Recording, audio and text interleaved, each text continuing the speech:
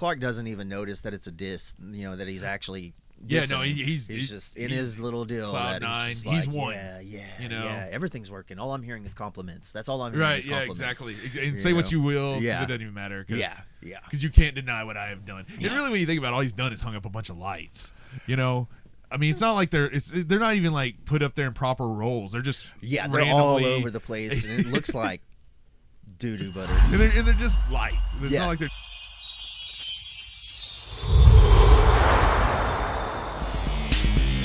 You have selected Random Ninja. You have selected Uncle Sam. Welcome to the Scarecrow's Hour.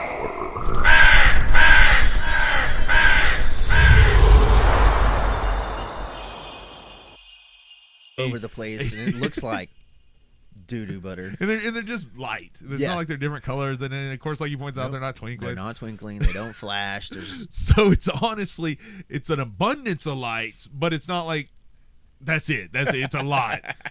It's quantity over quality, without a doubt. Yeah, and and his electric bill just went up about $2, $3, $4, $5 a day. Okay, so he's happy, but as he's going down the line, what's he say that at this point when he's like the last guy, that he goes to talk to? He walks up and then he's like, and you see like a back view. Yeah, you see the back of his head, and he's like, and that's what he's saying is I hope this enhances your holiday spirit or whatever, and then you get to, I'll let you. Well, no, it's something along the lines, it's real nice, Clark, or something like that. And he's like, thank you, Eddie. He goes, oh, that's real nice, Clark. And he's like, he says, thanks, Eddie. And he goes, I hope this enhances your holiday experience. And I hope you sure didn't do all this for me. So he's like, Eddie? He's like, Eddie? He's like, Cousin Eddie has invited himself. Eddie. That's all he says that whole Eddie scene. like 3 or 4 times, too, as the kids are coming off of the RV. Eddie? He's just like, Eddie? That's the best with the kids. Eddie? Eddie? His brain is glitching because he just went from way up here and he's trying to like reprogram. It's like a reboot. It's like the highest mountaintop experience for Clark to all of a sudden the worst in-law. It's like, are you freaking kidding me? So now we have Eddie, who has invited himself and his family to come stay there for Christmas. With his ghetto RV that looks like trash in the front yard. That thing is a rust bucket. Oh, dude, it's so bad. I love motorhomes, RVs, and stuff like that. But that's one of those ones you see like on, freaking a trade page, and they're like, first off, they'd probably be like, they want like $5,000 for it, but they're gonna end up taking like $300. And then I don't even want to see the truth is, you inside. should be paying me to get this off of your property. Yeah, exactly. But it's like, you want me to pay you to haul off your junk? People, I know what I got here. Yeah, you got a problem. It's like, yeah, you got a big old hole. So, and it's just such a great entrance because they segue so nicely into that. And it's such a big deal because, I mean, he's just, seriously, Eddie is just as important to this movie as Clark Griswold. Oh, yeah. Eddie is, and well, the thing is, Eddie they don't show up until like 45 minutes into it. Sure. But after that, such a big character. Yeah, though. Every scene he's in, he steals. Oh, you know what I mean? Randy Quaid. Yeah. This has got to be his most famous role. He goes, you surprised, Clark? He said, if I wake up with my head, he said, Eddie, if I woke up in the morning with my head sewn to the carpet, I wouldn't be more surprised than I am right now. And poor Eddie just like, yeah. He's just so glad. He's happy. like, you're so excited to see me. Yes, I know. Yeah. I'm so glad this was such a good idea. Because Eddie's so dense, Clark knows he can kind of get away with whatever. You can say whatever you want to. And he has to deal with it, Yeah. And then he's like, well, we're pretty comfortable in the RV, but maybe you take the kids, we some private time. And then he says to her, don't forget the rubber sheets and the gerbils. I know. I was like, I have that written down. I'm like, what? I had always heard the rubber sheets, but I never noticed the gerbils till recently. I was like, why are they, huh? I don't know if it's like the kids, if one of the kids pees the bed. See, that's kind of what I thought, but then the gerbils would just be pets, maybe. I don't know. Then I realized maybe this is some kinky stuff. I don't know. I don't want to think about it, to be honest. Rubber sheets, I would think, would be because one of the kids pees the bed. Is rubber sheets a real thing? Do they make those? I don't know that they're actual rubber, but I think it's like waterproof, like yeah. sprayed? I mean, they're They're pee proof. I don't know. Anyway, Pee sheets. Pee sheets. pee sheets, if you Pee will. sheets. Pee If sheets. not, it just doesn't sound comfortable. Rubber sheets sounds dangerous. Like you're It gonna does sound suffocate. dangerous. It's like he suffocated with his rubber sheets. What was he? Anyway, He says that dog over there snots. snots. Yeah. He got him some of that Mississippi leg hound in him. Just best to just let him finish. If he ever gets a hold of your leg, you just let him finish. Yeah, it's best just to let him finish, man. Like, yeah, that snots looks so gross. If you rub his belly, he'll love you forever, you know? Dog's not interested in that. Freaking, oh gosh, yeah. And they bring their dog, dude. Like, don't bring your dog. And it's like, not just a dog; it's a freaking. It's a nasty dog. 75-pound nasty Rottweiler. Yeah, that's freaking the trash digging, freaking tear stuff up, drink the tree water. Yeah. No, he just probably nosing through the trash. I'll wait. We'll get there. I'll wait. So like, but this goes into the cuts into the living room, and this is where we see the Wally World freaking. Which is funny that they went to Wally World and then they also shop at Walmart, which a lot of people refer to as Wally World. Anyway, that's coincidence. But the eggnog glasses, the Wally World eggnog glasses that they're drinking out of. Is that night? Is that? I think it is. I think it kind of transitions from that. Well, maybe not. because I don't know. I guess it would have to be. It's definitely the night before Christmas Eve because the family's not there. The rest of the family's not there yet, are they? Well, because I've got it down that the next day he goes in and he's still working. So he goes in and gives his boss all right. that present. Okay, you know So what's funny about that? Yeah. The present? Yeah. He's like, put it on the table with the others. If you look, it's this very weird shape like L present. Yeah. Every present on that table is shaped exactly like it. If you look at it, it's all because that's why he kind of looks at them like it's like the exact same thing. It's like this is something special. Yeah, me and wife got for you, and they're just all. And then he's a mile down the table is like the whole this room. long He's way conference down there. You're like, yeah, just leave it down there with the others. And he's like, I'm on a very important business call, and he's like, give me somebody, give me anybody, give me somebody while I wait. Give me somebody while I'm waiting. Just classic freaking Brian Doyle, gotta love it, dude. Okay, so then where do we go from there? Since we got a little messed up. That's where I don't know if I got that one mixed up.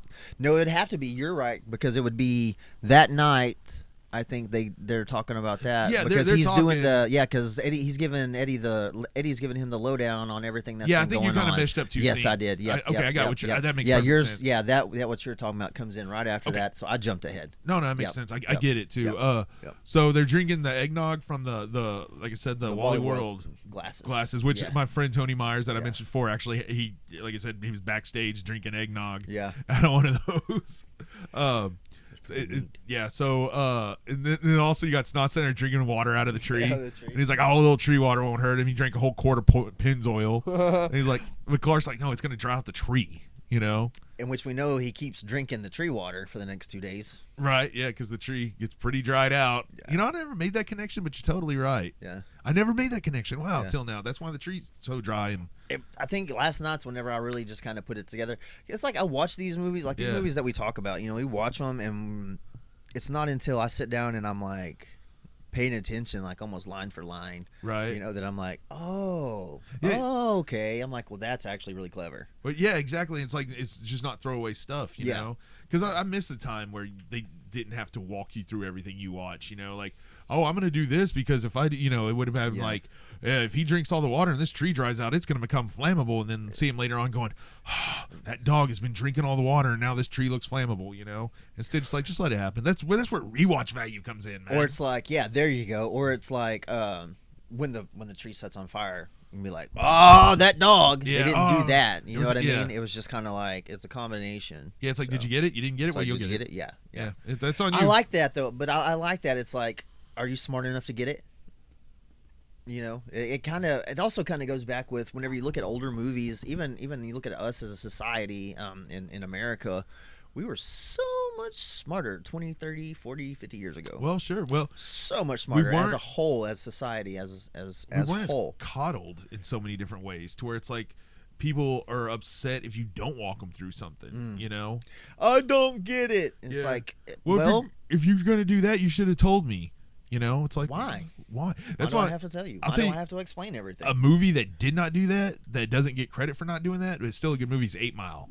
Like the M&M vehicle, like that movie, there is a lot to it that you have to pick up on. Little subtle things, you know. So yeah. You know, there's stuff they don't point everything out. A lot of it's it's Eminem's reaction to something. It's stuff he overhears or things, the way he reacts to something somebody says. Yeah. You know. Anyway, we can talk about 8 Miles later, something like that, which is really good. Even though I was at the height of my Eminem hating when that came out, but man, it was a good movie. I like Eminem. Who doesn't? He's a superstar. He's ain't so angry. He does. You know. Anyway, we'll talk about Eminem some other time. But. Okay, anyway, back to this. Yeah, so now we know that the drinking the water is what dried it. And then, but what Eddie says, like, don't go fall in love with the RV, Clark, because we're taking it with us when we leave here next month. Next month. He goes, next month. Yeah, next month. It's like another, well, I guess it would only be like another week. Well, yeah, but that opens up the whole. That's kind of like saying, like, we're not necessarily leaving right after Christmas. Yeah, you know, exactly. It's like we don't really we're here have for plans New to Year's. leave. And who knows? It's like we really haven't planned to leave. Yeah. You know. And kind of that comes through that they really haven't, you know. They have nowhere to go. Yeah, that's right. And, you know, Clark's like, he's a successful one in the family and stuff, so, you know. Obviously, look at that house. Oh, yeah, I know, right? He's right there Lord with Kevin Almighty. McAllister's dad. It's like, geez Louise. Yeah. What? It's But, like, well, he'd also been working for that company for, I think he said 17 years or true. something. And if he had So, enough, if he was going to get enough Christmas bonus to put in the pool, yeah. his Christmas bonuses were probably pretty good. Yeah, probably 10. Yeah. Probably 10 or 15. 10, something like that. Yeah, easy. And Yeah. And all, what's he do? Because he dropped 75,000 or 7,500 on the deposit for the pool. Oh, and yeah. so the check was supposed to cover, it has to cover the 7,500 at least. And so he said, if there's enough left over, then I'll fly you guys out for for the to christen it or whatever. Yeah, dedicate it. So anyway, so we've done the scene now where he's like, leave here next month. That's kind of the gag. Yeah, I think that's where that. Yeah. And now are we at a point where we at? That's whenever the next day it shows him going to work and does that. Yeah, he does that with then from after that is it the bobsledding or it's the sled. Yeah, and it's 500 times slicker than vegetable oil. Yeah, dude. So he just keeps like adding it on and on. And this is funny. What's funny about this is in this scene, Eddie is the voice of reason. He's like, no, I can't do that. I don't trust that. That's not a good idea. They took that metal plate out. Put a plastic one. It's like, remember, every time Catherine would turn on the microwave, I'd piss myself, and then I couldn't remember who I was for half an hour or so. Oh, that also something we didn't talk about the kids. We didn't talk about their kids. Rocky and Ruby Sue. Yeah, which my wife hates Rocky. I don't know why. She just hates that kid. I'll randomly just send her a picture of him from the movie, and she'll be like, "Shut up." You know, I don't know why. She just does. She always has. She's like, "I hate that kid." I'm like, okay. He never says a word in the movie. Doesn't really talk, does he? Totally silent performance. Okay. I mean, he goes one time. Yeah. You know, I get anyway. So they do refer to their kids from the other movies because they talk about one. Yeah, the one's in rehab for Wild Turkey. Yeah. And the other boy's going on to be Carney work. Yeah, he's in the carnival. Starting his career, college, carnival.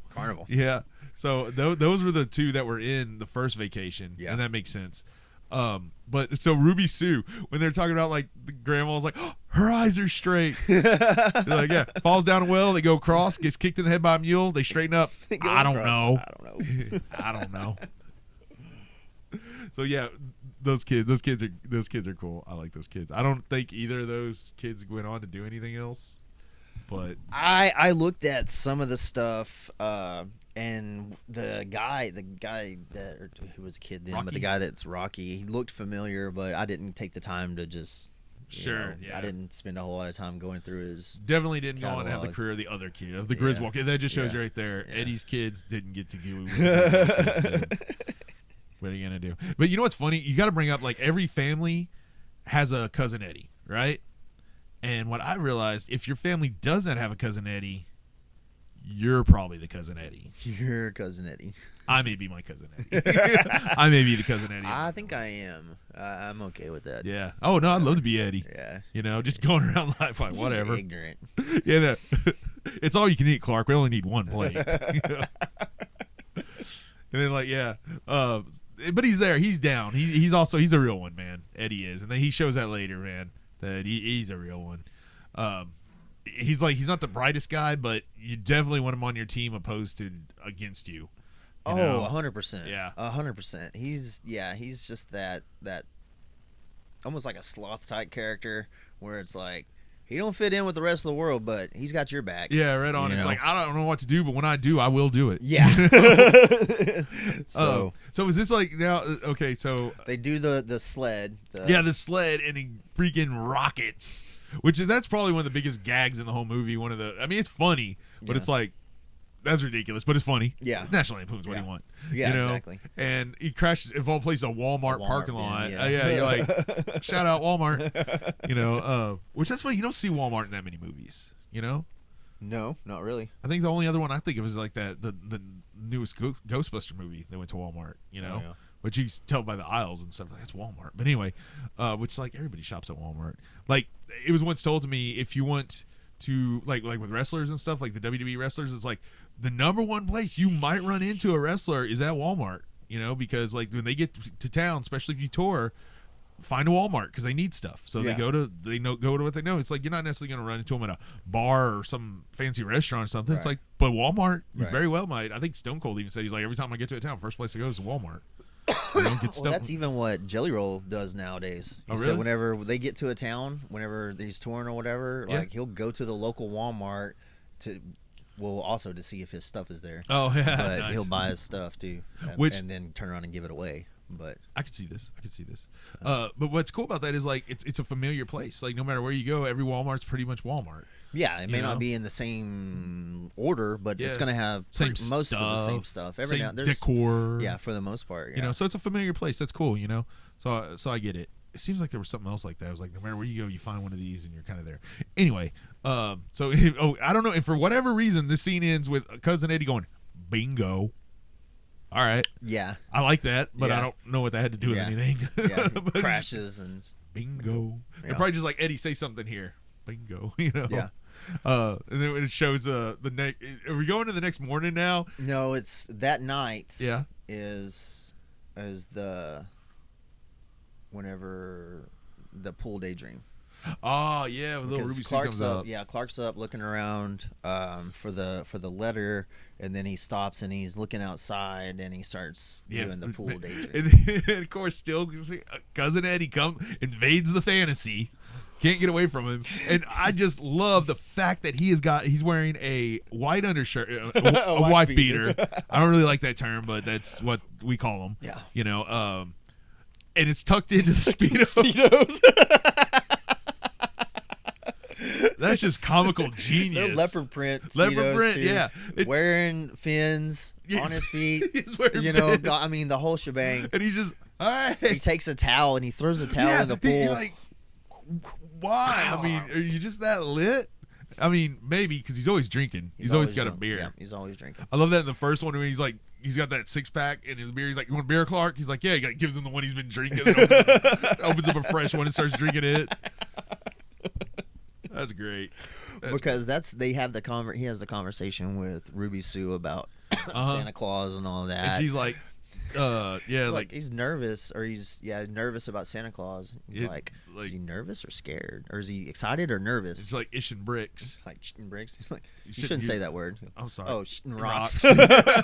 It's like, okay, Okay. that's Eddie's kid. Yeah, I know. It's like, fine, let's move on. Kind of thing. It's like, oh, okay. And then he's like, Santa's gonna, he'll find you and stuff. Yeah, that's what he's like. I know it. He comes here every year, and it's like somehow or another, I'll prove to you that Santa's real. Okay, so then there's Then it's the next morning, and he's and maybe the best, Clark, the most recognizable scene in this entire movie. Clark is sitting there gazing out of his window. It's a glorious, what does he say? It's a nice, crisp winter morning. Yeah. And then, Gazing out. And there's some... and the most I like this is besides the house lighting up. This may be what people notice. When you say Christmas Vacation, the first thing that pops in their head. Oh, It's full. Man, we see the yuppies there too. yeah, because he's like, and there's some, and he's like, just crisp winter morning, some asshole out here dumping a sewer into the storm drain. Yeah, I know. Into the storm drain. She's like, oh, he doesn't know any better. And she's like, he should know it's illegal. I feel bad for anybody that lights a match within 10 yards of that thing. Set up. You know? And then the yuppie neighbors comes out, and he's standing there with that hose. Yeah. And so, just in case you don't know what this is, it's because it was full. The Shitter was full, and he just says that like it's like, oh, I got you. It's like, oh, obviously that's Yeah. where you're supposed to end. Yeah, right. I know Into which the rain drain. That's so It's a drain ghetto. for water.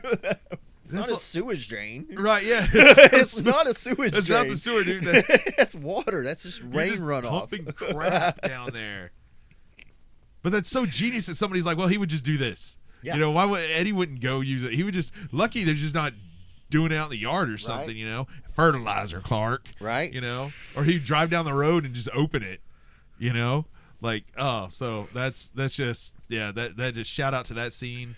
Like, anytime you say that, people know what you're talking about. 100%. Probably people that have never seen this movie probably know that scene. I saw a deal today. It was either this morning or last night. I can't remember. And I was thumbing through FB, and there was some random guy on whatever, and there he was dressed up as Cousin Eddie, had the hat, the robe, the hose, and everything in front of a drain, and just it was such a great picture. I was just like, classic. Nice, yeah. That's what happens when you start typing in family or Christmas vacation, or you start talking about it. Next thing you know, FB is going to be like, oh, here's some. Sure. It's like, Yeah, well, you hear us. And you stuff. agreed to let them have access to your microphone. Mm-hmm. Just so you know, you agreed to it. Yeah, so whenever you like talking about something and then it comes up, that's exactly what it's doing. It's like it did hear you, you know. You did. You told it that it was okay Yeah, to listen they're to. always on. Yeah. And stuff. Yeah, you gave it permission. So the next scene, They could be stopping criminals, and that's what they do. No, we're gonna sell you stuff anyway.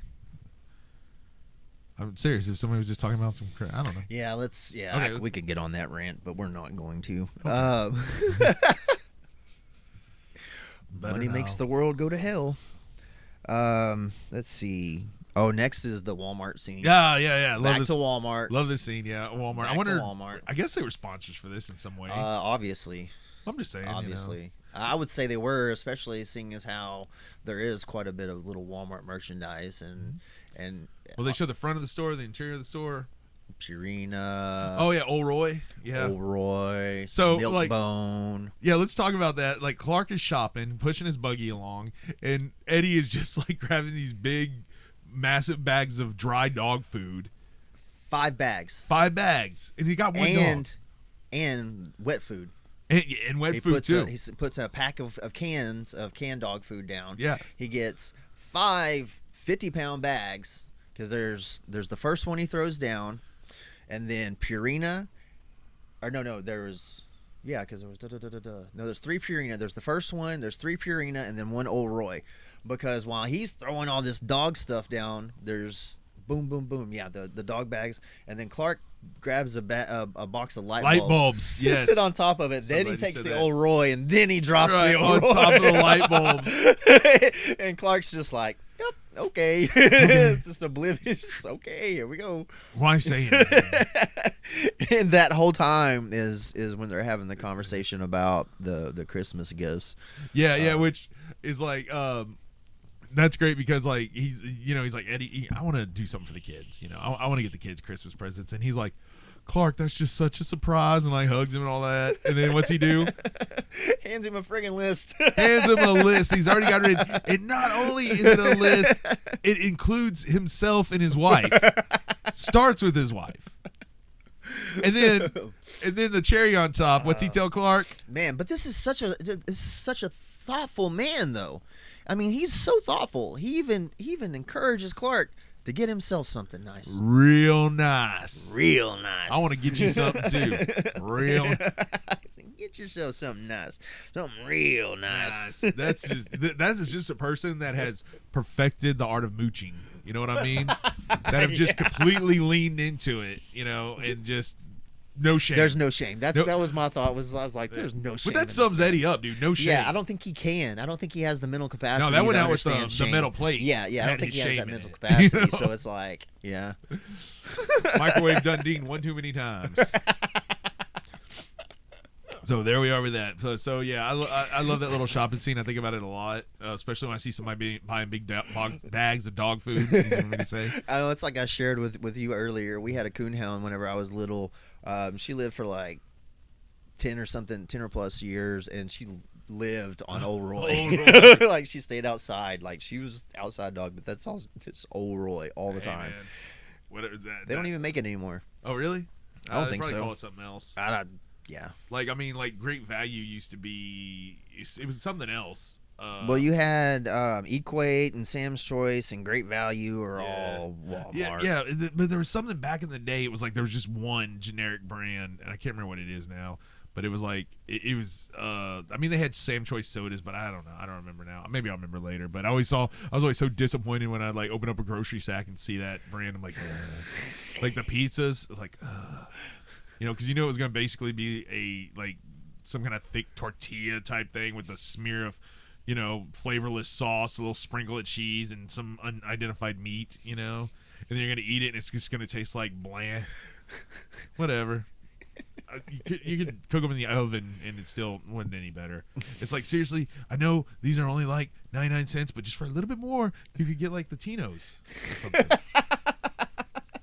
And Tino's, they freaking changed so much because they used to have the round ones in the box. Yeah. I'd use the box as a plate. Yeah. Learn that. Now they're like squared in bags. You know why?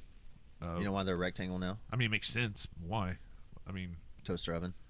Oh, really? No, that I didn't know. I just thought it's easier to cut and No, it less fits waste. into a toaster oven that way. Oh, a standard toaster oven.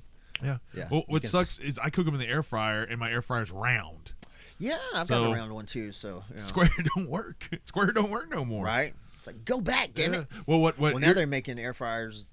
Now they have so many different kinds of air fryers. Yeah, that look like toaster ovens. Now you've got now you can tell how rich a person is by their air fryer. That's your class system now, is by your air fryer. I will say that I do feel like I was really ahead of the curve on air fryers, because the first time I ever heard of one, I was intrigued right away. I was like right away. And then for a long time, people were like, I don't know, but man, I got one. I'm like, are you telling me? Because I love fried food. Who doesn't, right? Right, of course. But I hate to deep fry. Yeah. I hate to deep fry because it makes your house stink. Yes. Grease gets everywhere, and it's so unhealthy. Yes. So I was like, wait, are you telling me that I could basically fry this stuff without grease, and it won't be exactly the same, but it's not going to have all that extra fat and everything, and his house ain't going to stink? A little bit better for you? Oh, yeah, because you can cook stuff in the oven. I mean, that's what it is. It's a concentrated heated oven. Yeah. And it's like, so it's basically like cooking in the oven, except for I don't have to heat up my whole oven for 45 minutes and da-da-da. Oh, I was sold, bro. And like, I'm not surprised now that like almost everybody has one, Yeah, I felt the same way. I was exactly the same. Exactly what you're saying were my exact same thoughts and feelings. I was right just on, like, I was like, I could make tater tots in there, and because I had a fry daddy. I had a fry daddy for a long time, a little fry daddy or whatever, and so I'd always do like little burritos, French fries, tater tots, all those. Yeah, but your grease goes bad. Yeah, it's a mess. Right. Yeah. Like I always think deep fryers belong outside. Anyway, I don't know how we got on deep air fryers from Christmas Vacation. They weren't even invented yet. They wouldn't be invented for a very long time. Yeah, okay. So they finished the Walmart trip. By this time, you're a little over an hour. You're about an hour into the movie. Yeah. Because at 1 hour and about 2 minutes, you have the introduction of Lewis and Bethany. Lewis and Bethany, played by the wonderful Will Hickey. William Hickey. And I didn't write down her name. I didn't either, but did I say this on the cast, or did I say it to you earlier who she was? No, you said it whenever we were first talking on the cast. That's when right, we were talking about it. You were saying we didn't mention her name. But that's why we don't talk about the cast before the cast. Yeah, we had to. Well, there were several instances a while ago where we had to just stop. We're about to couldn't wait to talk about this movie, but it's like if we talk about it now, we will forget if we talked about it on there or not. Yeah, and then I'd say, well, this scene. Okay, yeah, you're right. You're right. Yeah. Both of us would just kind of look at each other and like, we'll talk about all right, it. let's move on. Let's put this stuff together. Okay, if we do this, that's why I pulled out a jar of peanut butter. I was like, okay, the next person that starts talking about this movie has to put a huge scoop of peanut butter in their mouth. Because I was out of taffy. Mae Questel. Questel. Is it Questel? It's Questel. Anyway. The original Anyway, Betty Boop. That's Bethany. Maybe the only Betty Boop. That's not really. That's a property that hasn't really ever came back. It's too sexual, or it's the only way that they would go with that. The only way to go from that is to move it to Jessica Rabbit sexual. Yeah. I think that's the way but especially she does not fit today's society. Hasn't fit today's society in a long time. They could make there's probably just no room for her. Because what did she do? She was She's a showgirl. Yeah. I mean, I like the cartoons when I was young. I like her grandpa, Pappy, and stuff, especially the episode where he made all the toys for the orphanage. If you hadn't seen it, it's pretty good. But, back then you watch what you could, and you get those, like, good time freaking VHS tapes. Because, like, although people throw did I tell you I got, anyway, that's neither here nor there. I was going to tell you I got an extra VCR now. I'm going to check, well, it might be my only VCR, we'll find out. But, because they're so hard to get. But, VHS tapes were expensive back in the day. It wasn't toward the last 10 years or whatever, you could get $6 ones, $10 ones, but a lot of times $25. Yeah, a good VHS movie or something was $25. And that was when they originally came out. You're talking about like $70 or $80. That's when we had video rental stores, because they would buy the $80 copy and then rent it to you. Yeah. That was the whole basis of it. But as things change as they do. But like Good Times would put out these crappy quality things, and they'd sell them at grocery stores, and it would never. Oh, I know what you're talking about. Yes, sir. Yeah, they would be, because they would license. Because you would get a whole bunch of cartoons. Yeah, it'd be like on one. Yeah, it'd be video. like Betty Boop and like Warner Brothers from like the 1940s and stuff, and they would be because Good Times would license them, to make these, and they would use real crappy light tapes, but whatever, they were fine, they were fine for what they were, So anyway, Good Time videos. I wonder whatever happened to them. I'm gonna look that up. I'm sure they're out of business, or they turned to something else. Subsidiary, or probably just changed into something else. Yeah, like right on. I don't know, maybe. Who knows? Making adult films. So, is your house on fire, Clark? Yeah, there's a lot going on with these people. Lewis and Bethany are just so quotable. Like everything that damn near every line out of their mouth is just a classic. So, whoever came up with the idea of teaming them up for this was just like, I've got an idea. Yeah, it's like, oh my gosh. Because none of the older characters are really that zany or anything. They're all pretty straight. You got your gripey ones and stuff, but they're pretty straight. These characters, these are not straight characters. No, these are comical characters. Hell yeah, these are characters. These are characters. They fit in with this family 100%. This toupee comes off with the hat and stuff. It goes, oh, you shouldn't have. What did I do? Break wind? Did I break wind? A present. Yeah, the present. You shouldn't have brought presents. What is the present? What's in the present? Well, one of them is a lime jello mold, and the other is a. What's the deal? Like, William Hickey can't be in a movie that doesn't involve a crazy cat? I only work with cats. So let's go ahead and we can strongly mention that. Did we already mention that? We already mentioned that, right? We did. But yeah, okay. But yeah, we'll talk about that a little bit more. Like that. We talked about that. He was in. Okay. Yeah, we went through that whole thing. So that's a connection back to the first episode. Oh, totally unplanned. Didn't even think about that.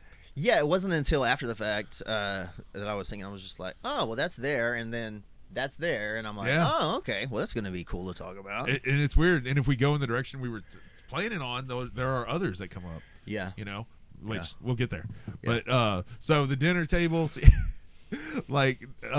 she's wrapped up her cat. She's wrapped up the lime jello mold, and I guess we're gonna go to them having dinner. Yeah. Not too long after that, because that's whenever they're trying to get her in the room, and it's like, say hello to everybody. Hello, everybody. Hello, everybody. Yeah. So then they move on into that. I guess the dinner scene would be next. And then they have her say grace. And she gives the most patriotic blessing of all time. Okay, so like, if you don't already know this part by now, I just have to question whether or not you're an American or alive. But so this is probably one of the more famous parts. I mean, I don't know, dude. There's so many just good parts in this movie. But Do you want to do it? Well, when she says the blessings. Yeah. Bethany, you want to say grace? Yeah, you say grace. And if she says something about grace. Grace. Grace died 30 years ago. No, not grace. Say grace. The blessing. The blessing. And he points at her mouth. Or he points at his mouth while he's doing it, too. So why would you choose her to say this? I mean, she's the oldest one. Yeah, but she's also like the oldest one. She's out of her mind. So it's like, yeah, let's let the nuttiest person here say it. That's a great idea, though. You never know what you're going to hear. That's a pretty good idea. That's what I'm doing at the next blessing. I'm like, you pray. I don't believe in this stuff. I know. Let's see how this goes. Exactly. Let's hear it. The worst prayer ever. Like in, what was that? Meet the Parents. He just keeps going on and on. Oh, anyway, I'm not talking about that. So they all get ready for the prayer, and then she's like, I pledge allegiance to the flag of the United. It like goes into straight. Yeah. Says the Pledge of Allegiance. She starts doing the Pledge of Allegiance. Eddie stands up, puts his hand over his heart. He's a real one. Clark looks up. He puts his hand over his heart. Everybody starts doing it. They turn the blessing into the which I kind of get it, because a lot of times at gatherings and stuff, like big things, they would the pledge and the prayer would kind of go together. We'll say the prayer, then we'll say the pledge. So in her mind, she's like, whatever, it's the same thing, one and the same. And so now after that, they're like, he's about to carve up the turkey. The turkey of death. Dude, that turkey, like grim turkey. So it's saving the neck, Clark. What does that even mean? Who wants the dang neck? That's like the most people throw it away. It's not even there anymore. Yeah, well, the neck. There's a neck part that goes down into it, but like most people throw that away. Make giblets out of it, I guess. I don't know, but he's like, he would want that. Eddie would want that. And then like they cut the turkey. It looks this beautiful, delicious looking golden brown turkey, and they cut into it. And it's just. Looks like an alien pod opening up. Do you see steam and smoke? Sorry. She's all, I knew I put it in too early. And Eddie's just kind of like he's used to this, It's like, looks good. And so help me, every time I eat something really crunchy, I think about this scene. Just pour some more gravy on. Yeah. They're all eating, and all you can hear is that cracking and chewing. Like, why even eat it at that point? But like they're doing that, and then well, we've all been to some family meals. We've all been to some family dinners where everybody just grins and chews through. Yeah. For some reason, we just decide to be polite. I've been at somebody's even though house. We're not really being polite. Well, I was at somebody's house one time, and they're like, "Can I make you a drink?" Or I said something about maybe a whiskey sour that I really enjoy. They're like, "Oh, I make a great whiskey sour," and I'm like, "Oh yeah," like, "Yeah, you want me to make you one?" I was like, "Yeah, cool." Well, they bring it to me, and first off, it was red. Like, I have never in my life had a red whiskey sour, so I was like, whatever. And dude, it was so bad. But I didn't want to say anything because they were so proud of it. Yeah. I sat there and I don't even know what it tasted like, to be honest. It didn't taste like no whiskey sour. I don't know. It tasted like, I can't even tell you, dude. Like just something that wasn't finished or made right or something. But I just, you do make a good one. Choked it down. You want another one? No, I got to dry. Yeah. I think I have my fill. Yeah, no, I'll just have some bleach or something, to get this flavor out. But anyway. Well, then, so they're sitting there and they're eating, and that's whenever Snots gets all up in the the whole damn table's. Right, yeah. He's like choking on it. Well, but before that is like when he says to the kids, Clark's like, "Kids, Santa was spotted." Yeah. And they're all excited. And then Eddie again still in the show. You serious, Clark? You serious, Clark? You serious, Clark? That's another line I quote a lot. So he says, serious, Clark? You serious, Clark? Deadly serious. Yeah, so the whole table's rocking, and this beast of a dog, and it's like, well, he must be choking on a bone or whatever. He's like, no. Probably just nosing through the trash. He's like, cut to the kitchen, destroyed with trash, and Helen and Clark are cleaning up Eddie's dog's mess. And now something I didn't notice till like today when it was on in the background was like, you actually see a jack-o'-lantern in that scene. Like down. Is that what you were talking about? Yeah. I had my back turned and I was working on stuff and I was looking at these and you said, oh, there's a jack-o'-lantern. You're looking at a jack-o'-lantern. You're like, yeah, no kidding, James. I was like, yeah, okay. Yeah, no, there's a ceramic jack-o'-lantern, and there's like a metal lunchbox with like a monster on it or something. Then there's some other metal lunchbox that has like a brick pattern that I almost want to say could be the Welcome Back Kotter lunchbox. because I've got some metal lunchboxes over here. But anyway, I just thought it was cool, jack-o'-lantern in there. You know, just seeing it kind of jumps out. I guess I had never noticed it before, and like I said, I heard you mention it this morning. Yeah, it actually showed a couple times where they're like cleaning that up, and then and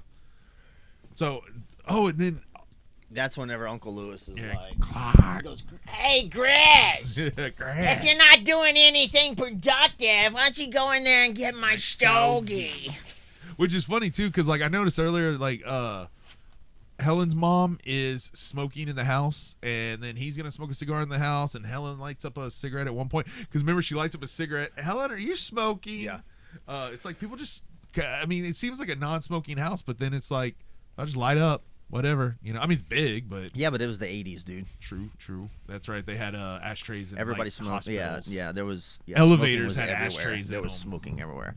You know, I'm sure you could probably find pictures from whenever we were kids, and there's probably a grandmother holding you with a cigarette in her mouth or in her hand or something like that. I remember when McDonald's had ashtrays, like disposable ashtrays, up at the counter and stuff. Yeah, I remember. I remember smoking in Whataburger. Yeah, I remember smoking in some restaurants. Yeah, even as a teenager. Yeah. I mean, smoking in Whataburger. Yeah.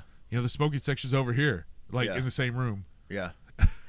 Over there. Yeah, over there. It's like It's all the same thing. Yeah. Yeah, I mean, but everybody used to smoke inside and stuff. It really wasn't a big deal. Nobody thought about it or it's cared kind of more about of it. a weird thing, I guess, you know. if you made a big deal out of it. I remember teachers having ashtrays on their desk. I'm not saying I ever saw a teacher smoke, but I remember them having ashtrays sitting on their desk. Like, that was definitely a different time. And you kind of knew which teacher smoked and which one didn't by who had the ashtray sitting on their desk. Dead giveaway. Freaking teachers. And they're smoking. No, it's funny how many teachers actually smoked and stuff, and you just wouldn't know that. But, okay, anyway, so he goes and gets his stogies, and now we're getting up to with the tree. Yeah, that is now dried out. Yeah, while some of that is happening, well, this is right before that. Yeah, so like right while he's going to find the stogie is whenever he notices the lights are out on the tree. Yeah.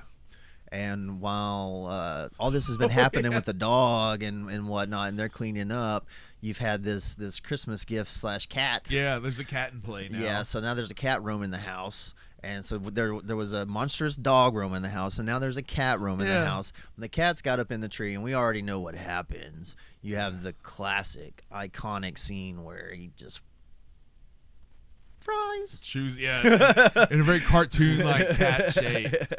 Which, can you get a steal of that decoration and put that up? That I'm gonna try to get a clip of the deal that Mike's the polo. Mike's wife. Our friend Michael's wife made me a Christmas decoration. my own Christmas ornament. So that's it. Hopefully you're seeing it. Hopefully you're seeing it right now. Hopefully it's a clear enough Mike image. Crane that does the music for the Scarecrow Hour. Yeah, it's I love it. It was such a his wife. Shout out to Danielle. Yeah, Danielle. Yeah. She's a very creative person. That's pretty cool. She's pretty cool. I don't guess you've got to meet her. No, I haven't got to meet her in she's person. So no, no. Yeah, like I remember one story he told me just real quick. Like he was telling me like he killed a rattlesnake like in front of his house, but he was really tired or something. He went and took a nap, and then he woke up and she had it skinned and cooking it. Like she had the skin out drying and stuff, and then she was cooking up the rattlesnake. Oh wow. Yeah, she's cool like that, man. And I was Interesting. all right, let's keep her right there. But no, you definitely. I know that's not the conversation, but definitely out of the many wives of Michael, real life. I think she's a great fit for him. Cool. So anyway, yeah. Excellent. That's just from the times that Mike and I have been talking over the last several months. It's just he just is whatever he's got going on in his life is a dang good thing. And, and I just want him to keep doing it. And if she's a big part of that, then awesome. And that's I look forward to getting to meet her one day. I know I will. Yeah, but anyway, we could do a podcast one day just about our friends. And we could probably never. No, I don't. We're not gonna show it to anybody. We're not gonna show it to them. We'll show it to other people. We'll change the names and stuff, and then they'll be like, James, I know who you were talking about. Mark will be like, his name was Mark Goodwing. It was Merrick Godwin. Yeah, and Miguel Cron. Miguel Crone. Miguel Crone. Yeah. Anyway, then I'll go off talking about freaking S Wooldy Ridge. And I'll just really go off on that one. Okay, anyway. You're going to have to cut this. Not because it's bad, just because it's not any good. This is like nobody's cares about anything we're saying right now. Okay, anyway, I don't even care. So Well, if that cat had 9 lives, Yeah. she just spent them all. No, the cat freaking, which is like gives every cat owner, I think, since this is a bit of a fear now of Christmas lights, and whatnot. Of course, if you have a tree, It's a chance you run, yeah, you run it. I guess. I don't think that would happen that way. But- Oh, but they gotta. So him and Eddie, they gotta throw the tree out or the chair out. And he's like, Clark, you wouldn't mind if I refurbish it or He something? says, "I want to fumigate this. Yeah. It can still be used. It's in a good, it's a cool quality piece item. of furniture. How much did this set you back, if you don't mind me asking?" And he's It's like, what's that smell? He's like, fried pussycat. Which it's the then you see the glowing. glowing down there. The glowing Because sewage. now it's like, Eddie, what else you put in your isher? Or what you eating, man? 'Cause your stuff ain't just rank; it's nuclear. Right, no joke. So that's it. Of course, this is all building up. This is all setting up.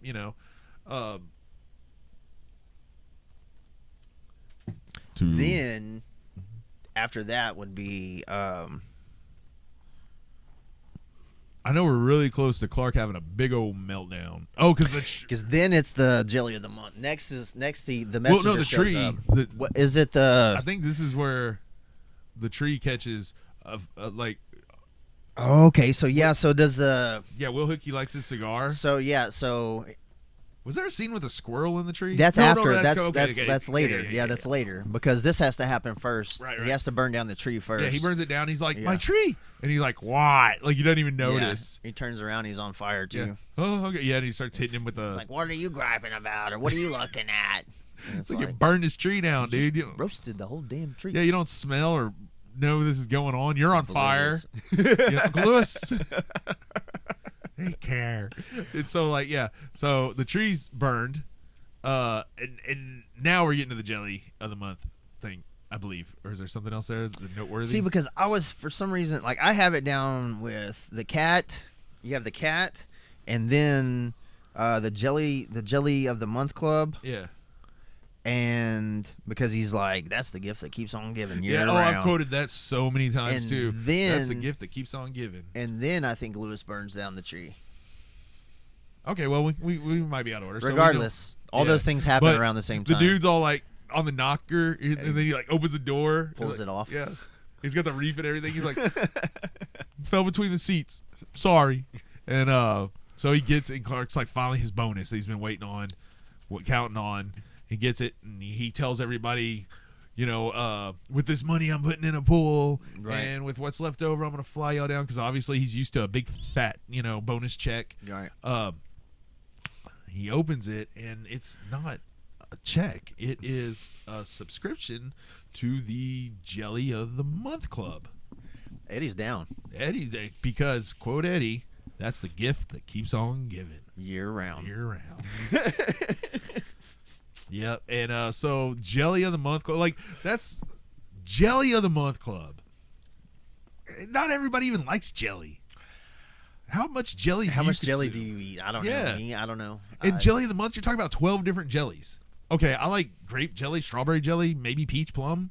Then where do we go? I don't know, dude. Whenever it starts getting into preserves, like I can eat strawberry preserves, peach preserves, apricot preserves, pear. I've had all different kinds of jams and jellies. I've had raspberry. I've had jalapeno. I've had. Whoa, jalapeno? Yes, sir. Huh. Yeah. Well, I just gave you that Walmart, Yeah. or Walmart, McDonald's. Yeah. Freaking. Yeah. Oh yeah, there you go. Yeah. There's some sweet and spicy right there too. So. Yeah, okay. I mean, there's all different kinds, really. Do you if get wanna a down to jar? it. Do you get a case? No, I usually just with No. the jam of the month jar, Jelly of the Month Club. I don't know. They probably just send you a little. Probably just a little jar. It's probably just a little jar too. 'Cause It's probably I- not even a big jar. It's Yeah, probably because just a I've heard of little- like fruit of the month where they'll send you know. like a basket of different fruits and stuff. But at the same time, I don't know, man. If there's some like, what's the word I'm looking for? I'm gonna research Jelly of the Month Club, see if something's out there. Like some gourmet jellies. Yeah, but still, it's not a pool. It's not $10,000 or whatever. Yeah, it's not 10 G's. So which he was counting on, and now this swerve has happened, and it's just too dadgum much for Clark. Puts him over, man. Is this where he goes off on the rant? Yeah, that's whenever he starts on. He goes through the list of just calling him every possible thing. He says, "If anybody has any last minute Christmas ideas for me," Yeah, and that's whenever he tells him, "You can bring my boss. You can find him on so and so lane with all the other rich assholes." And he's like, "You can bring him down here right in front of me," and da da da da. Yeah, and then be careful who you say that in front of. You see Eddie go. Because there's a real one in the room. Yeah, I know what Clark wants. Yeah. You have to forgive my cousin-in-law. His heart's bigger than his brain. Yeah. Well, I fight you, Clark. Fun fact though about where Clark's going off on the rant, cussing and all that. Yeah. You see the rest of the family from the back. That's because they all had cue cards on the front of them for things that he wanted to say to help him remember. So that's just kind of fun to think back. Though he's going through, he's looking at them all. Hey, some actors do stuff like that, But also, you think about it when you're in that mode of rage. It's like you could probably easily forget the stuff you're saying, Yeah, you just start ranting if you don't have it all exactly perfect, and then you're like, oh yeah, this and that or whatever. So, fun stuff. And plus, there's probably different takes of it, using different insults. Oh yeah, it's probably stuff they couldn't even show. Like I've heard. What is it, Mrs. Doubtfire? They said they could make a whole nother R-rated movie out of Robin Williams' improv for Mrs. Doubtfire. Oh, I'd bet so. Yeah, because they said he made so many like inappropriate jokes and vulgar. That's the thing is growing up. Until I watched his stand-up, I didn't realize how freaking vulgar he was. Yeah. I had no clue. I just remembered him from as a kid, like Hook seeing him in and all these stuff. things. Yeah, and you're just like, oh, he's this. No, It's kind of like if you only knew Ice Cube from his movies, from the Disney movie type stuff or the dad movies. Are we there yet? Yeah, stuff, all that stuff, and then it's like, yeah, no, this is where he came from. when you realize your grandfather, it's a police officer, it's like, I don't want you watching his right. Yeah. I remember one time walking through Dallas in like 2010. I was wearing an NWA T-shirt, and there was a officer. He was a black man, and he looked at me, and he looked at my shirt, and looked at me, and I was like, is he looking at me like that? Because he likes his band, or is he looking at me because he's familiar with this band's work, and it's like, you got something to say, kid, or something, or is he just like stupid white boy, Or maybe he's like, I got this white kid wearing this. Like, that's another thing too. It's like, hey, white boy, what do you think that N stands for? Yeah, right. Nothing. Nothing. No, say it. Nothing. Neighbors with attitude. Neighbors. Yeah. We're all neighbors. Yeah. Leave it alone. No whites allowed. No, that's a joke from the movie Straight Outta Compton. Oh, I remember whenever I was. We were at a club. My cousin was playing in a band, and my grandmother had gone up. She used to go to the clubs and listen to my cousin play. Oh, that's cool. Rock music. And we were at this club, and they finished their set. And I mean, right as soon as they finished their set, they put on music. The Police by NWA.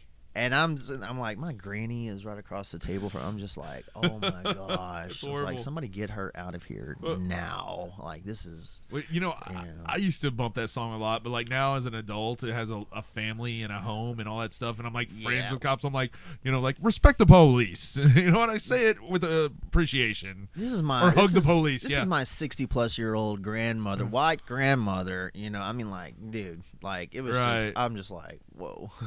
But regardless. But also I want to point out, a lot of people I've known that are quick to say F the police are the same people that will turn around and call the police, for like anything or whatever. The kind of guy says F the police, and then when y'all go, and then they start some crap with somebody, they shove, somebody get the cops, he's assaulted me, Oh. So yeah, no. I'm just saying, like, I don't put too much stock in that. I will say this, though. Nobody's ever made a song called F the Fire Department.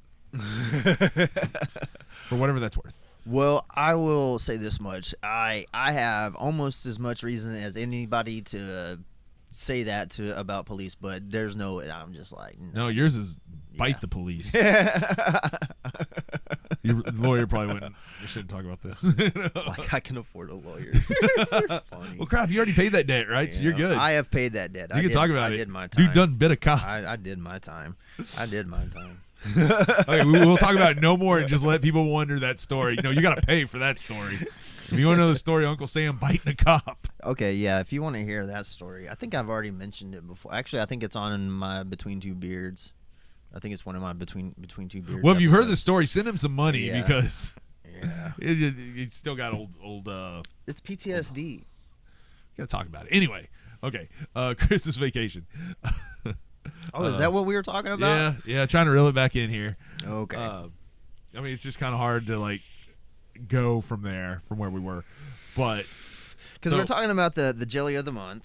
Yeah, so he's done the rant now, and he needs a tree. Needs a tree. And so he goes outside with his We know he's got a chainsaw. trusty old chainsaw, chops one down.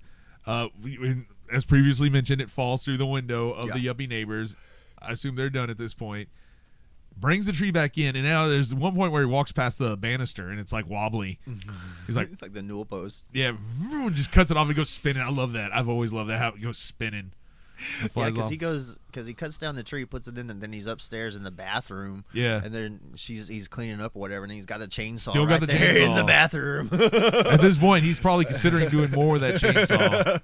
Feels protected and empowered by it. And I've also quoted that, like, but I'll just say, fixed it, like break something, you know, look at something, break it, fixed it. Like, fix the newel post. Throw it in the trash, fixed it, you know. So like, so he does that, and now does his dad talk to him, or is this where we get into the squirrel bit?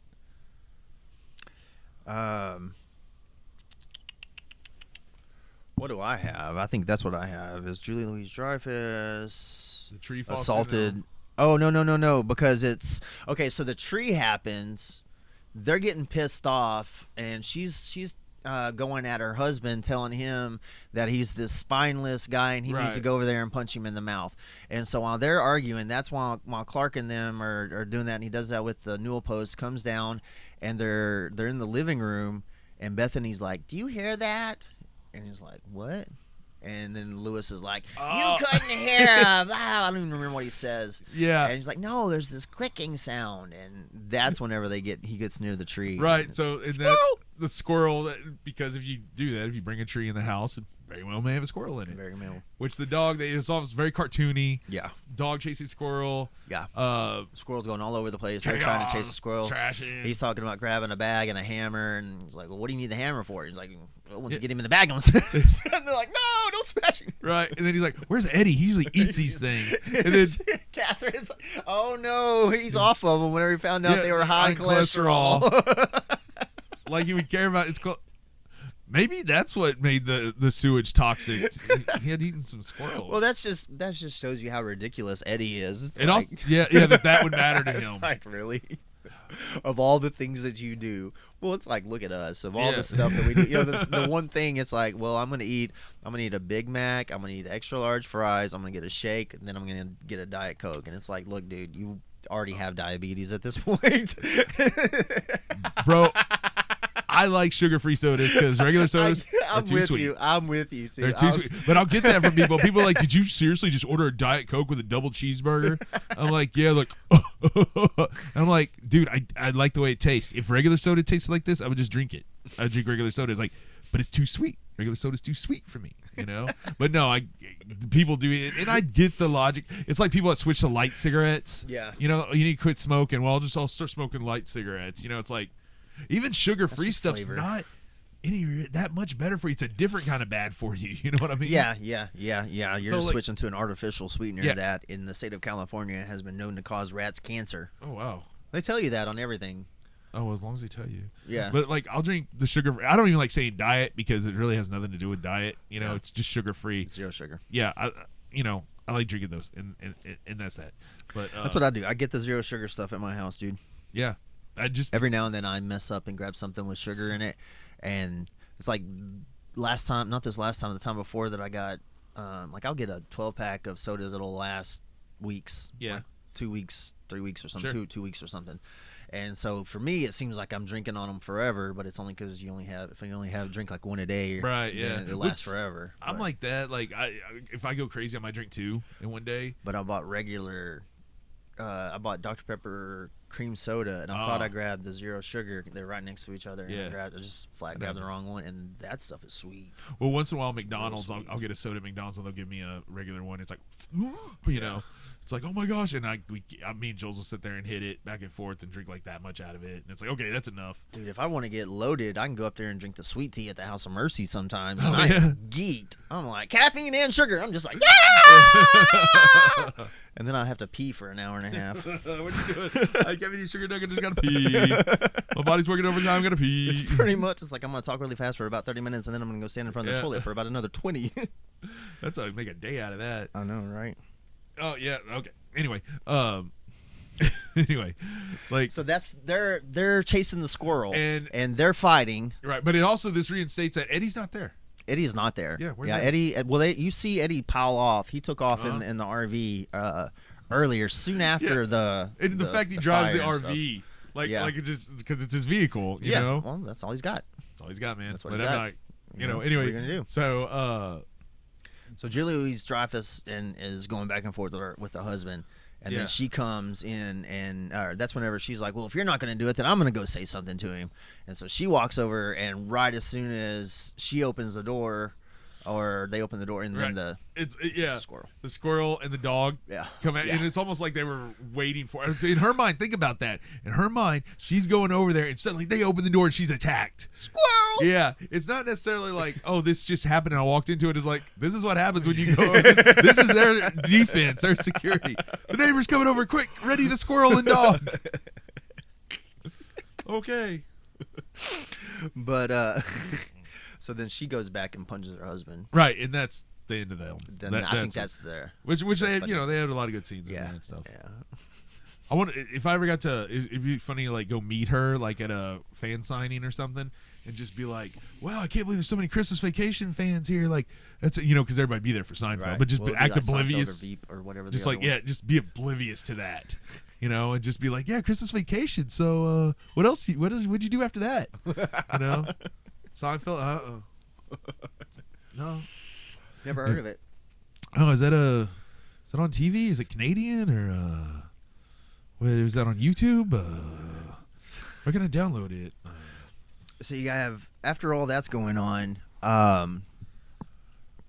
everything starts to wind down because it's Christmas Eve. Right, it's the end of the night, and this is also his dad kind of comes in. Yeah, that's whenever that's whenever his dad finally comes to him. And he's like, Clark, right, you're too good of a father to be this way, Yeah, and he's like, Dad, how'd you do it? He's like, I had a lot of help from Jack Daniels. A lot of help from Jack Daniels. Yeah, and then he's like, are you gonna read the Night Before Christmas? He's like, I'm retiring. It's your, and that's really what kind of zeroes him back in, because his dad's really his role model. This is your house. This is your Christmas. This is right. And this is him passing the torch, and that's where it really reminds him not just what it's about, but what he wants to be. That's what he wants. Everything got out of control, got out of hand, got ugly. They even say this has been a horrible night. Yeah. So, but it's like there's still a chance to save it. You know. So let's do this and just remember this, and it's all good. This is the end in a way. The craziness has happened. It's like, done. Look, it's all falling apart. We're family here. Let's try to salvage it. You don't want this to be the very last thing that everybody remembers. So now he's reading to the kids the night before Christmas, and that's a happy ending. Right. That's the ending of the movie. Nothing else happens. Everybody's happy. A peaceful ending, except for Rhea and her cousin Eddie. He's doing that. He's sitting there and he's reading it, and then he moves straight from. He says, "Yeah, he's like 8 tiny reindeer and Eddie and a man with his pajamas or whatever, with a dog chain. Eddie and walking a man in his pajamas." With a dog collar on, and they shoot out the window, and you see Clark's boss. He's got a giant bow tagged to him, right? Because he's a gift. Yeah, that's his present. Merry Christmas, and Eddie Clark. is not just walking; he's like kicking him. Yeah, he rears back and kicks him in the butt. Yeah, it's like this is ugly. This is bad. Yeah. And then think about it. Then you get the telephone call. Then you see the telephone call of the boss's wife. Yeah, this big man. Big burly brute of a man. In a blue leisure suit. Eddie's got style. I don't know if it's a good style, but it is style. It is a style. It is a style. He puts thought in what he wears. For everything else, if there's an event or a company, he's going to be Eddie dresses Eddie nice. Oh yeah. Oh. And so coming down there, yeah, and then brings him into the house and is like, Clark, this is what you asked for. Right. This is what you wanted. This is what I got you. And now Eddie is, I think he's pretty aware of the laws he's breaking here, you know, because like he even says something like, he's like, you're all, you're fired. And Yeah. You're all going to, and Eddie's like, Clark had nothing to do with this. This is all me. Yeah. You know? Yeah, he's like, I'll take the rap on it. Yeah, he's like, I'll do it. Yeah, gladly. For this man, I'll do it. Yeah, because that shows you right there, maybe all this stuff, Eddie's a mooch and takes advantage, but he remembers that he did it all, and he's like, I'm going to pay you back one day. That's that's part of it. That's where you get that line where he said you'll have to, I'm sorry about my cousin-in-law, his heart is bigger than his brain, and he's like, well, thank you, Clark. Yeah, thank you, Clark. And he says something, and Helen's like, you have to excuse us. This is our family's first kidnapping. She says that is a complete lie. That's a lie. Because if you go back to the first National Lampoon's Vacation, they kidnapped John Candy. That's right. As a security. That's right. At Wally World, She straight lies about it, Yeah. Which it's funny that would be a lie. You just assume this is their first kidnapping. No, it's not. I wasn't even thinking about that. No, yeah, because at Wally World, that flew over my head forever. And then it's like, and they had to run in with the police and everything there too, Okay, but Clark calls him out after he's all like mad and everything, He's like, you don't have to give people their bonuses, but don't let them count on them and then take them away. It's like, let them know they're not going to get them, and gets through to him. Of course, that wouldn't happen in real life. He'd still be like, no, you're going to jail, all you. But yeah, like, he's like, well, whatever you got last year, and add 20%. Which then he gets rewarded by an extra 20%. Yeah, which if it was even 10,000, I mean, like, it's just which I imagine it's probably more than that. Because I've heard about some crazy bonuses, Yeah, that's what I'm saying. Especially with him being at that company for 17 years, and you already know that he made pretty good bank. So yeah, not to mention putting in a pool. They say it's cheaper to buy a house with a pool than it is to put in a pool. Well, yeah. I mean, think about all the things you have to do. You have to go back and dig a hole, and then he's talking about where they are. He's talking about that's why he had to put down the deposit then, was so that whenever the ground thawed out, they could actually dig. Even though he was able to dig up a tree, and that the tree digging all the way back to the beginning, that scene was actually filmed in Colorado. Oh, really? Yeah. With the rest of this being filmed, I guess at Whataburger. Whataburger. They filmed it. I film all my best movies at Whataburger. I work for what studio do you work for? Whataburger. Warner Brothers and Whataburger. Whataburger Studios. Well, I get paid in it anyway. I get paid in spicy ketchup. Anyway, could be worse. Hey, that's currency in my house. That's like, good so he's like, do that, and they're all happy. But at this point, the authorities are busting in. Dude, they got SWAT, B team, A team, C team. They're busting through the neighbors. They're coming through the neighbor's house. Oh yeah, they do. Yeah. I keep forgetting these people do. Yeah. Jeez. Yeah. They're probably still getting checks off that. But like, so what's funny in this, they're like freeze and everything. Everybody freezes. Everybody freezes. And he's like, not you guys, them. Yeah, even the cops freeze. But have you ever noticed Beverly D'Angelo's? Yeah. Oh, yeah. So she does that. That was actually an improv she did. Oh, yeah? And I wondered about that. I kind of figured that because I figured that would kind of have to be her choice. Right, yeah. Type of deal. I think she told Chevy Chase she was going to do it. Yeah. She said she wanted to do it just see if anybody noticed. Yeah. And that's why I love it how she's like doing it and then they shake hands.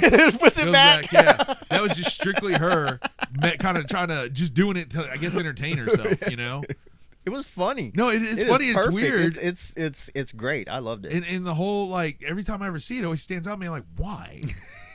Why is she doing that? I mean, it just really doesn't. Why? And it's funny that her hand goes back. But she said nobody ever said anything about to her when they were doing it. So okay. They had to have caught it later and just been like, "That's gold." It's like that's gold. Well, I mean, they have those two, Beverly D'Angelo and Chevy Chase. They have such a good chemistry. Oh yeah. And like they were always. I understand they were always excited to do these movies, and they were always wanting to do more. Like. Well, I imagine if you're going on and you're having a good time and it's fun and it looks like it's fun. I don't know. Oh yeah. I mean, the only person not having fun is everybody that has to work with Chevy Chase. But hey, Beverly D'Angelo, she must have been on the right side of it. You know what I mean? Yeah. Because I mean, you can't have Clark Griswold without Helen. You know what I mean? Like, Yeah, she's his anchor. yeah, it just doesn't work. The world would yeah. not be safe. Nobody would be safe. You know, you gotta. They really are a good comedy duo, and I don't think she gets enough credit for stuff like you're talking about, her comedy. Yeah. You know, her subtleties and things. Yeah, you know? yeah. There's a lot of little stuff. Like if you just watch her in any scene that she's in, Yeah. if you look at her, pay attention, there's always something to watch. Like Right on. she's always, and it's not necessarily an overacting or an overreaching, or it doesn't seem corny or cheesy to me. It doesn't. Maybe it's also I grew up with this movie, but Yeah. it doesn't seem that way to me. It's just kind of like that's who she is. No, she like, is one of the only. She's such a real character in this. She's Yeah. a real person, you know, Yeah. and like it fits into this world. It's almost like she's the one that's aware of all the crazy, weird stuff going on. You know, and also think for us, by the time we get through this third installment of a vacation with the Griswolds, Yeah. you know, she's had time to get to know the character, and they, you know, even though so many of the other characters or actors change, you know, those two are consistent. well, yeah, they're the you know, core so, of yeah. these. You know, even Yeah. did you ever watch the reboot Vacation with Ed Helms and Christina Applegate? Oh. Where Ed Helms plays Rusty, and he decides that he wants to take his family on a vacation.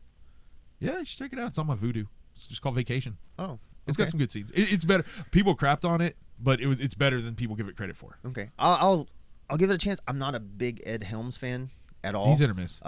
So I'm with you. Sometimes he's spot on, Yeah, and I love him, but then most of the time I'm just like, Well, it's like with him in The Office. Like sometimes I really liked him, and sometimes I really hated him. yeah, that's Up and yep, down, back yep, and forth. But yep. which I think they would have been more interesting if they would have got like Michael Anthony Hall to do that. I don't know if he was interested in reprising the Rusty character. You know, I don't know, because it seems like his whole career has been about getting away from those nerdy young characters he played. You know, Well, it was like whenever he came back with what was one of the first ones, Dead Zone. Mhm. I didn't even recognize him. Like I knew the name, but when Yeah. I first saw his face, I can't remember if that was the first one or maybe it was something else that it had been a while. He had disappeared for it Yeah. seemed like a while, and then he came back out of nowhere, and he was a grown man. well, Edward Scissorhands might be one you think about because he was the jerk boyfriend. Winona Ryder's jerk boyfriend in that. Yeah. He Yeah. still had that. Well, but he still had that same look. Yeah, he was still even, young. You know, I'm talking about somewhere in the 90s, somewhere in the probably Well- mid to late 90s, he kind of disappeared for Yeah, look at him in that about a Halloween decade or movie more, so. where he played Tommy Doyle in Yeah. Halloween Kills. I mean, like I had to keep saying, like, is that Michael Anthony Hall? You Yeah. know? Which I like Halloween Kills out of those three. I Because think I'm serious. Whenever I'm pretty sure I'm thinking of Dead Zone. yeah, no, he's in that. I never really watched it, but I know he's in Yeah, it. because I saw it and I was just like, Yeah, and they were like Michael Anthony. I was just like, yeah. But he's the original, Sure. the original Rusty Griswold. yeah. You know, but then he did like 16 Candles, where he was I think the geek is what he's credited And as in that. Weird Science. Yep, uber geek. So yeah, I think it's just some point because I know he did something after that called like Johnny Be Good, where he played some superstar jock or whatever, and then just but But it's just that look, though. sure. I Well, you think. see him, you It's associate with just- these yeah, iconic it's just- characters, yeah. of the geek or whatever, you know. But good for him. I'm sure he's rich, so there's that. But anyway, so I guess we're wrapping up the film here. Yeah, I mean, there's not a. Go ahead. Wait, one of the best lines though, when he's like has to explain to his wife, the boss, he's like, well, you know how I was toying with the idea of canceling Christmas. She's like, you did. All the low Yeah, life. if I had a rubber hose, I always want to know what would he do. What would he do with the rubber hose? 'Cause yes, well, suddenly that dude, you just see like the life he's from. If I had a rubber hose, it's like, why a rubber hose though? Why not? Why a rubber hose though?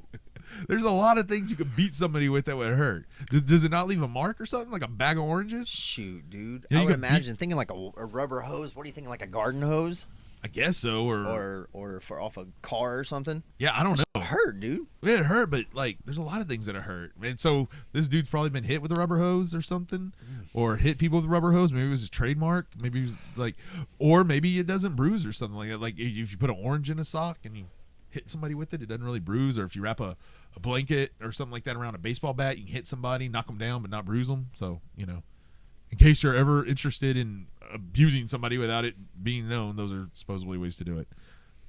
Okay, Good to I'll know. keep that. I mean, it's on tape That in now, so mind. that helps you none. I forget I moved the camera over here. I went to look here. And I was So like, the rubber hose, like, I changed my mind, right. and now this is the actual happy ending, I mean, their windows are all busted and SWAT teams in there. But that's a happy ending.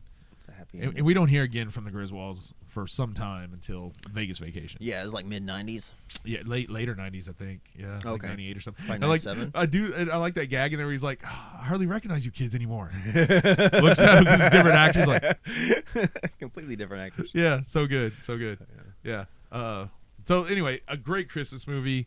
I enjoyed it on this viewing just as much as I ever did, and that's cool that even all these years later watching it, countless viewings, there's still things that will come to my attention, things you brought to my attention. You know, I'm sure I'm gonna continue to watch it. I'm gonna continue to introduce it to younger people if they have not seen it. That's got to be a goal for us. Is I know for myself, like I've got obviously our kids are fairly young, really young, but it's like my oldest niece is 17. My next youngest niece is like getting old enough to be able to watch something. Not that she would like it. Well, that's Square, you know, still. kind of at the same time. It's like, haven't these kids kind of like you grown up with it, sort of in a sense? You know, it's just there. You know, like Wizard of Oz or something. It's just there.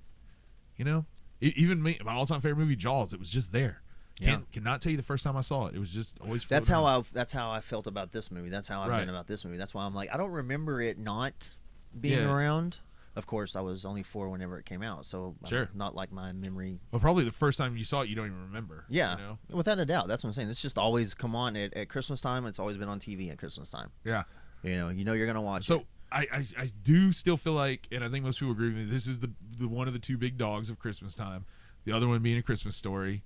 If you may feel different, that's fine, but I think there's no because who is it that always was it TBS? TBS or TNT, I forget I think which it's one. TBS that always the did the 24 hours of A Christmas Story. But Christmas Story is just a timeless movie anyway. Yes, yeah. You know, it's, ho ho ho, and then he my favorite line of the whole puts the thing. boot on him. Oh, fudge. Yeah, I used to have a shirt that it was Ralphie with a bar of soap in his mouth that said "Oh fudge" on it. I like that. Yeah, dude. So He said what? yeah, my mother, the freaking narration, everything. So those are, I mean, very different movies, but both family Christmas. Yeah, I mean, there's really only a couple of things that if you're watching the non-TV version of this movie, there's only a couple of places where it's kind of like a little questionable. Just because, but it also has to do with the way that I think we as a society are especially more, I don't know. Well, you know, even when Clark's talking to the lady, if she's ditzy or if that's just our perception of her, like he's a bumbling, fumbling dude. Women are his weakness. You know, a beautiful woman. And it's an ongoing thing. Yeah, it's a thing. That's another thing. It's an ongoing running joke. Yeah. Speaking of running jokes, one I didn't point out is whenever Cousin Eddie shows up, he always tries to kiss Helen. He always tries to kiss her on the mouth, and she always fights away. Like anytime they're around, that's just a joke they have. Okay, I guess I didn't. It's just one of those things you don't really think about, but I'm pretty sure it's in every time they see him. And he would. He's Eddie. So this makes me want to go watch some of the others now. I kind of want to go. Well, that's the thing. I was sitting there whenever I was going through IMDb and looking at some of the cast members that I wasn't really familiar with. Sure. And I started seeing the stuff about the European Vacation. Is probably the one that I've seen the least. Oh yeah, that felt like, I mean, the first one has its adultness to it, you know. Yeah. Beverly D'Angelo, she does a. Oh yeah. You know, we Yeah. all know that one. Yeah. Mick Foley, if you read his book, he talks about that a lot. He's a big fan of that thing. Michael Anthony Hall got in a lot of trouble because he snuck on set during that, tried to see that scene, and he got in a lot of trouble. But anyway, but it seems like the second one is a little bit more dirty than the others. You know, a little bit more. You know, has more raunch to it and stuff. Even though the first one has its stuff, you know. But again, that was a different time where we were more accepting of that kind of, allowed it more, you know. Yeah, there were people weren't so quick to try to get offended or to cancel people. You know, it's like you had people that got offended by this stuff and that do not watch it and that will not watch it and all that stuff without a doubt. But those people just shut their mouths like normal people and let the rest of us enjoy them. For real, just let it go. Like, gosh, man, I'll talk about some stuff off. That's the thing. It's like that's what I don't get, the whole idea about canceling somebody because you don't like what they're saying or whatever. And it's like, just go somewhere else. Yeah, just don't. Don't do that. But I'm a big believer that the whole cancel thing is people. It's a certain level of envy. I mean, sometimes don't get me wrong. It has its place. Weinstein, yes, he deserved. Well, that more was than what he more got. than just canceling. That was he was a criminal. Right. But I'm saying in that example, yes, attack, turn on him. Yeah, criminals definitely. Now, with that said, when just because somebody, their opinion or whatever is different than yours or whatever, but a lot of times you have people now that are living regular lives, and there's a certain level of envy to celebrities and people that are famous. So it's like, well, if I can't be that person, I want to be one of the people that takes that person down. Like I want to get them canceled because I'm not them. Like right now, I could go out. I could even right here. I could say all sorts of horrible stuff. If I just wanted to go on a rant and say a bunch of ignorant stuff, if I wanted to use, like racist slurs and homophobic, so if I wanted to do that, I could do that and nobody would care. Nobody would care. Now, my friends and family, they would care, but nobody, they would be like, James, what are you doing, man? Right. You would care. That's it, though. The rest of the world could care less. I could put it out on the internet and nobody would care. You know why? Because I'm nobody. Right. I'm just some dude. Okay.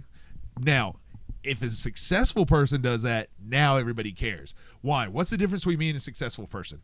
Success. So like, not that I don't have success in my life.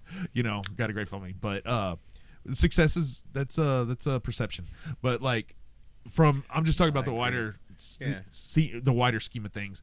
So that's where that's when it starts to matter, because that's why if somebody said something 10, 15 years ago in a tweet, nobody cared then. But if they're more famous now, it now matters. They're digging that crap up from exactly. 10, which makes no sense to no me. sense. It just blows my mind. Yeah, people want to be like, like, oh, what you did. We do a lot of stuff in ignorance, It makes no sense whatsoever to judge people like that, in that form, in that way. It's like, look, dude, if you're going to judge me by something I did 10 years ago, let's bring out all the dumb shit you've done in the last 10 years. Let's reach back. Come on. We've all done some very shameful and really dumb stuff, Absolutely. especially whenever we were younger and things of that nature. I've got tattoos on my body that I'm not gonna, I'm not rushing to cover them up or get them changed or anything, but the motives behind getting these specific tattoos were not great ideas, and some of them they're just immoral and wrong on a couple of different levels. But it's like, but that has nothing to do with that's not who I am today. Yeah, like, the fact that you even regret it is enough. Well, I didn't say I regret it, because I'm not gonna focus on regrets, and I don't regret it. It is what it is. I can do that. It is what it is. Okay, the fact that you're not proud of it? Yeah, I'm not proud. Yeah, it's not I don't go around boasting about it today that I have it on my body. Yeah.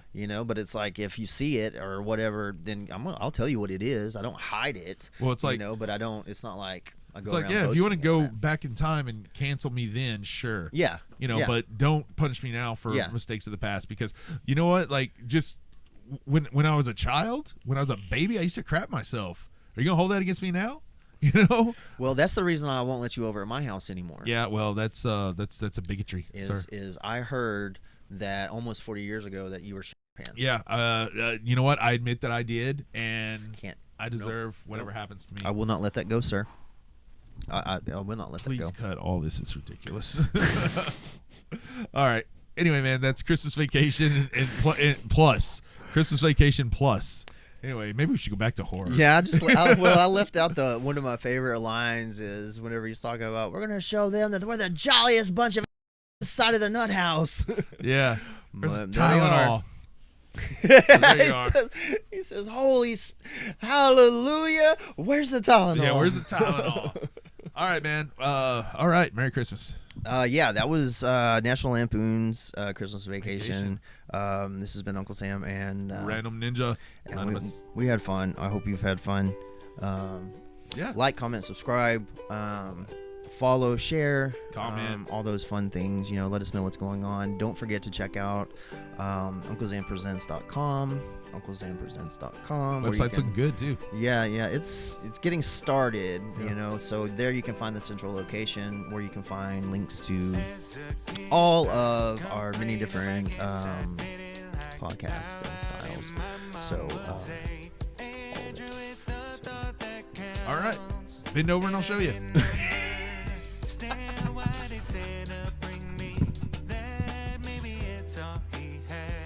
I'm too young to be glad.